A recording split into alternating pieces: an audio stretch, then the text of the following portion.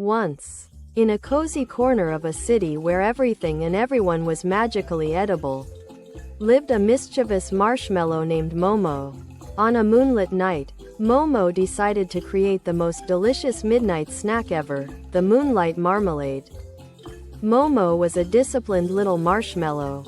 He always tried new recipes after finishing his rainbow homework and before the stars begin telling bedtime jokes.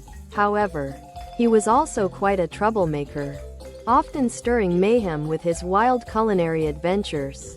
With a dollop of dreams, a spoonful of starlight, and a jar of the juiciest joyberries, Momo started his magical marmalade mission. But the joyberries, oh, they were a wild bunch. They dashed around, refusing to be squished. Momo thought hard. It was time for a ridiculous but smart solution. The young marshmallow remembered the Singing Squirrels. Known for their lullabies, he invited them to his cloud kitchen. They sang together in sweet harmony, and the joyberries sighed with happiness, ready to become a part of the Moonlight Marmalade. Just as Momo was adding the final touch, the sky above them roared. It was Momo's three alien friends, Icky, Lickety, and Split, zooming on a flying pancake. They loved sharing interstellar treats, so they were eager to taste Momo's masterpiece. However, their flying pancake spun out of control and crashed into Momo's marmalade. This was a sticky situation. So, Momo summoned the helping hedgehogs, known for their kindness spells.